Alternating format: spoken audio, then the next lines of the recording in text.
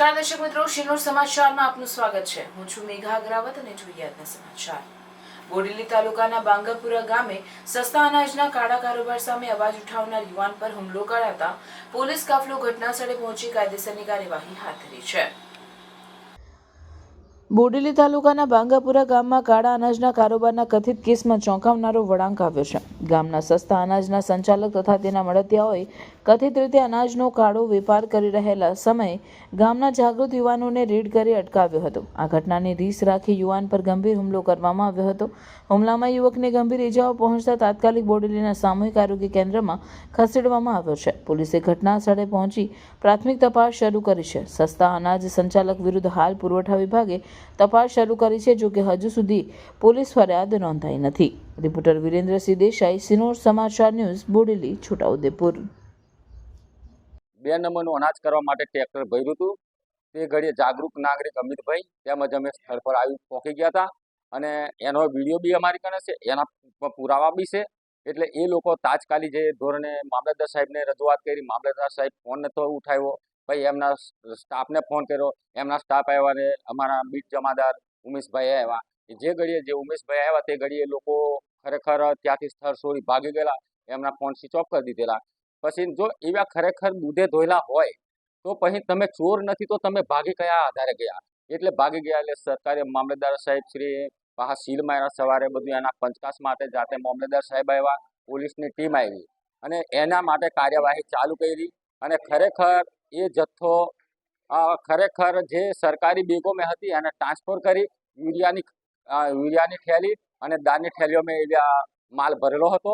પછી ને ખરેખર અમને સંતોષકારક ન્યાય મળી નથી અને મેં ખરેખર મામલતદાર સાહેબ શ્રી પુરવઠા અધિકારીઓ ખરેખર આ કૌભાંડની અંદર સંડોવાયેલા છે અને કયો એવો ભાજપનો રાજનીતિક નેતા છે કે આને સાંભળવામાં આવે છે। અહીંયાથી નીચેથી ઠેઠ ભ્રષ્ટાચાર વિધાનસભા હોતી એટલે માનો કે ઠેઠ આપના મુખ્યમંત્રી ભૂપેન્દ્ર પટેલ હોતી લોકોનું જે તે અનાજ આપે છે એ લોકો ખાઈ રહ્યા છે, પણ ખરેખર એની પર તપાસ થવી જોઈએ।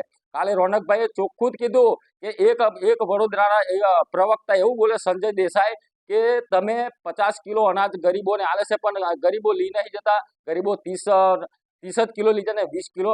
અલા મોટા ભાઈ, તો સિટીમાં બેઠો, ગામડાની દુર્દશા જો તને ખબર પડે। તમે એક ભ્રષ્ટાચારી આ સરકાર છે, તમારું ભ્રષ્ટાચારી શાસન છે। ખરેખર મારે સંખેડા તાલુકાના પ્રતિનિધિને એવા અભિસિંહભાઈ તડવીને કહેવું છે કે ખરેખર તું આવા ચોરોને સાંભળીશ તો ચોર સમાન એ બી કહેવાશે। એનું કારણ છે કે એ અભયસિંહનો એક થળિયો છે, એના માટે અમારે કાયદેસરની કાર્યવાહી થવી જોઈએ અને ખરેખર જો અમને અસંતોષકારક જે કાલનું જે પંચનામું કર્યું એમાં અમને કોઈ ભરોસા પાત્ર નથી। મામલતદાર સાહેબને ખરેખર જેટલું વિતરણ થયું એનો રેકોર્ડ ચેક કરી કે આટલો માલ સ્ટોક જાય કઈને આટલો બાકી તો સ્ટોક પરથી એમને કાયદેસર એવી કાર્યવાહી કરી શકે કે નહીં કરી શકે। મારે ખરેખર કહેવું છે કે આ મામલતદાર સાહેબ બી એનીમાં ખરેખર 110% ભ્રષ્ટાચારની અંદર સામેલ છે અને પુરવઠા મંત્રી સાહેબ શ્રી બી આનીમાં ભ્રષ્ટાચારની અંદર સામેલ છે। ખરેખર પોલીસ સમક્ષ અમને આટલું બધું જુલસથી અમને ભાર્ગવને મારા છોકરાને મને મારતા હોય, અમને તો કાયદેસર અમે ગામના નાગરિક છું અને હક અપાવીશું અને અપાવ્યા વગર રહેવાના નથી। અને ખરેખર આ બોડેલી તાલુકાના મામલતદારને કાયદેસરની કાર્યવાહી થવી જોઈએ કે તું કયા આધારે એને ગુનો દાખલ નથી કર્યો, અમે રંગે હાથે પકડેલું છે, ટ્રેક્ટર કયા આધારે નથી ડિટેન કર્યું, એના માટે અમારે જવાબ જોઈએ। જો અહીં અમને સંતોષકારક જવાબ નહીં મળે તો આંદોલન બી કરીશું અને અનશન બી ઉતરશું અને આખરે અમે કલેક્ટરનો ઘેરાવો બી કરીશું। આનો અમને ન્યાય મળવો જોઈએ। આનું રેશન કાર્ડ ખરેખર એનું રદ થવું જોઈએ અને એને જેલ ભેગો કરવો જોઈએ। આજે વર્ષોથી આવું ગરીબોનું અનાજ આવ્યો હડપતો હોય, આજે 1 વીઘાનો માલિક, આજે તમે વિચાર કરો ગરીબોની આવાસો આપેલી તે બધી આવાસો અધ્ધર બોલાવીને આવાસોનો કરોડો રૂપિયાનું કુંભણ છે। ખરેખર સરકારને એવી એસઆઈટી રચવી જોઈએ કે આના બેંક ખાતા ચેક કરવું જોઈએ, આની કને કેટલી પ્રોપર્ટી છે અને કયા આધારે છે અને કોની છે એ અમારે જોવાનું છે।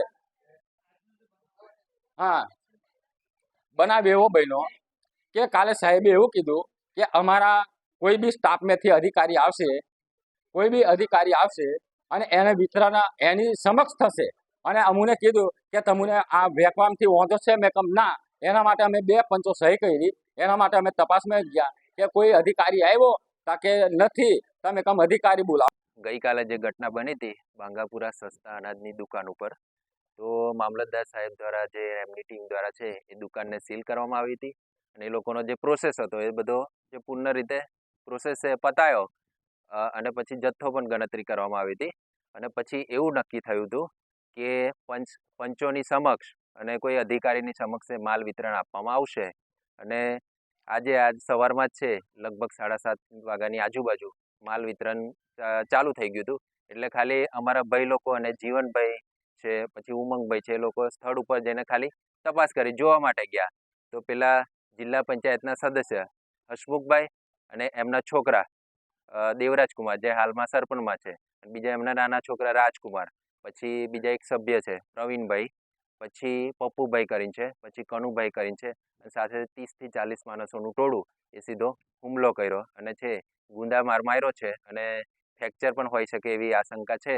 અને એ લોકો છે સીધા મારવાનું જ ચાલુ કરી દીધું, કંઈ પૂછ્યું નહીં. અને દુકાન ઉપર તમારો આવવાનો કોઈ અધિકાર નથી એવું પણ જાતે હસમુખભાઈ બોલ્યા હતા, જિલ્લા પંચાયતના સદસ્ય, જેમના નામે દુકાન ચાલે છે. એટલે આ રીતે થયું છે અને હવે છે આગળ પોલીસે પણ એમની ફરિયાદ છે એ લેવાની કીધી છે અને આગળ થશે.